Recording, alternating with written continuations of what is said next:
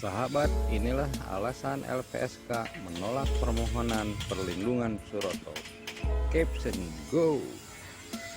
Dalam melakukan penelaahan ya dari permohonan perlindungan yang masuk itu, kami berdasarkan pada Undang-Undang 13 2006 Junto Undang-Undang 31 2014, di mana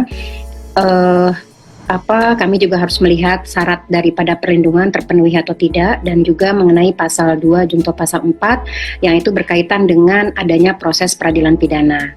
Jadi permohonan dari Pak Suroto itu masuk itu awal-awal ketika memang muncul ya, karena kami memang proaktif, kami memang mengetahui Pak Suroto, dan kemudian kami sempat melakukan wawancara pertama kali gitu, dan ada beberapa informasi-informasi yang sudah kami peroleh.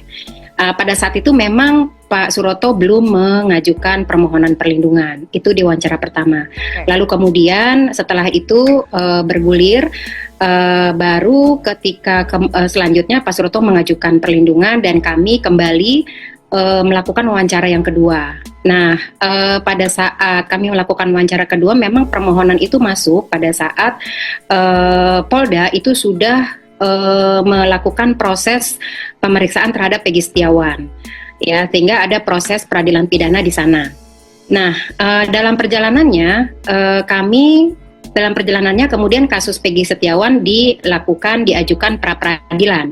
Nah, putusan yang kami ajukan, putusan atas permohonan perlindungannya Pak Suroto itu kami putuskan pada saat memang posisi pra peradilan Peggy Setiawannya sudah diputus, sehingga kami melihat memang tidak ada lagi proses peradilan pidana, karena itu bagian dari salah satu syarat ya, di mana perlindungan saksi dan korban diberikan dengan status saksi, yaitu dalam proses peradilan pidana. Karena melihat proses pra peradilannya juga sudah tidak ada gitu ya, sehingga kami memandang bahwa proses syarat daripada pasal 4 junto syarat daripada pasal 2 junto pasal 4 itu maka belum masuk dalam kategori perlindungan permohonan untuk Pak Suroto.